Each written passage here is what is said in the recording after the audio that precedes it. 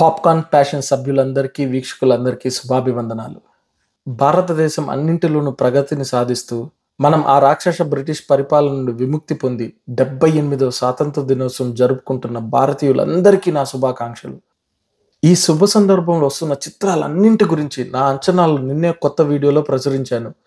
నా సమయ కార్యక్రమాలకు అనుకూలంగా కుదిరి ఇప్పుడు మొదట చూసిన చిత్రం డబల్ స్మార్ట్. నిన్న ప్రచురించిన వీడియోలో నేను అలానే చాలా కథానాయకుల అభిమానులు పూరి జగన్నాథ్ గారి మీద ఎప్పుడు గౌరవం తగ్గదని చెప్పాను. కానీ ఇలా డబల్ స్మార్ట్ లాంటి కథాకథనం లేని చిత్రాలు తీస్తే ఆ గౌరవం ఎక్కడ తగ్గిపోతుందో భయం వేస్తుంది. ఆయన గురువు గారి మీద ఎలా తగ్గిందో అలానే తగ్గిపోతుంది. మొన్న ఏదో ఇంటర్వ్యూలో బిజినెస్ మ్యాన్ చిత్రంలో మహేష్ బాబు గారు ఎందుకు అన్ని బూతులు మాట్లాడుతున్నారని అడిగితే అది పూరి జగన్నాథ్ గారు అప్పుడున్న మానసిక పరిస్థితి వల్ల అలా రాశాను అని చెప్పుకొచ్చారు. అలానే ఈ చిత్రంలోని పాత్రలను చూసి ఆయన మానసిక పరిస్థితిని అంచనా వేయాలనుకుంటేనే భయం వేస్తుంది. అంతటి దయనీయ పరిస్థితిలో ఉన్నారేమో అని ఒక భయం. లేకపోతే ఆయన చూసే తెలుగు ప్రేక్షకుల మీద విపరీతమైన కోపం ఉండి వీళ్ళు ఎలాగైనా నరకం అనుభవించాలని తీసుంటారు ఈ చిత్రాన్ని. ఇస్మార్ట్ శంకర్లో ఏదో ఒక కొత్తదనం ఉంటుంది. ఒకరి జ్ఞాపకాల్ని బతుకున్న ఇంకొక మనిషిలో ఎక్కిస్తే తను ఎలా తన జ్ఞాపకాల్ని కాపాడుకోవాలని సంఘర్షిస్తాడో దాని వలన పుట్టే భావోద్వేగాలు ఎంతో ఆసక్తిగా సాగే కథనంతో చాలా నచ్చని విషయాలు ఉన్నా ఆ చిత్రం మంచి విజయం సాధించింది. ఇప్పుడు మళ్ళీ ఆయన అదే చేయలేరు కదా, అందుకని ఆయన రెండో భాగం చేయడానికి ఒక మంచి కారణమైతే ఉంది.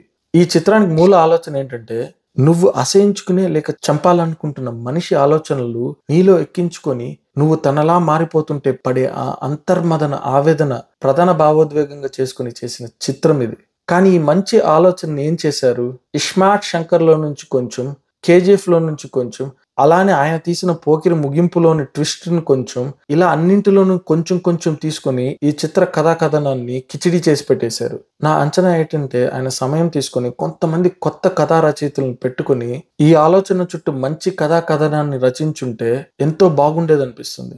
ఇది ఒక అనామకుడిగా, తెలుగు చిత్రాల అభిమానిగా నా చిన్న సలహా. ఈ చిత్రంలో ఆలీ గారి పాత్ర ఉంటుంది. నాకు తెలిసి ప్రపంచ చలనచిత్ర చరిత్రలోనే ఉన్న అన్ని పాత్రల కన్నా పరమ చెత్త చండాల పాత్ర ఇది.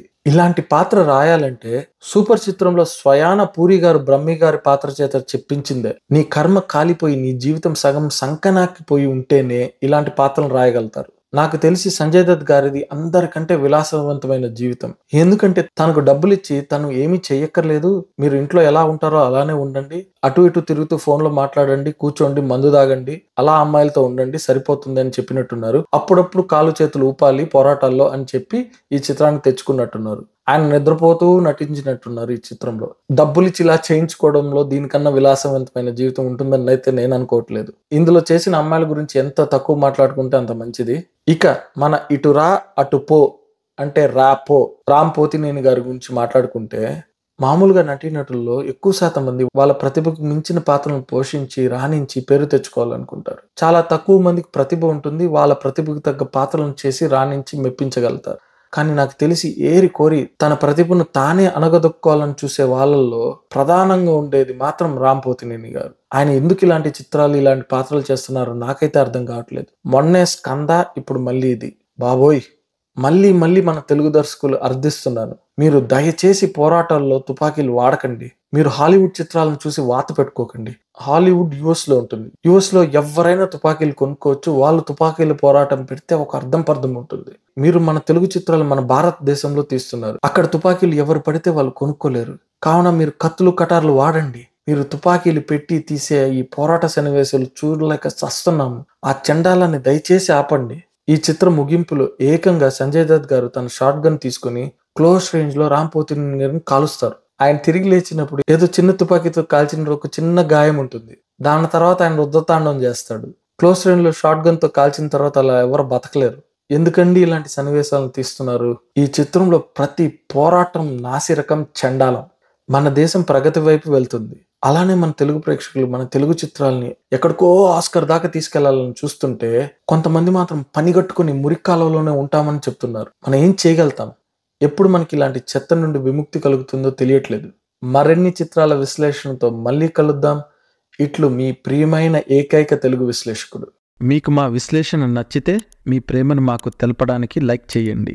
ఆ ప్రేమను పంచడానికి షేర్ చేయండి. మీ ఆశీర్వాదం మాకు ఇవ్వడానికి సబ్స్క్రైబ్ చేయండి. మరొక విశ్లేషణతో కలుద్దాం. అప్పటి వరకు మీ ప్రేమకు ధన్యవాదములు.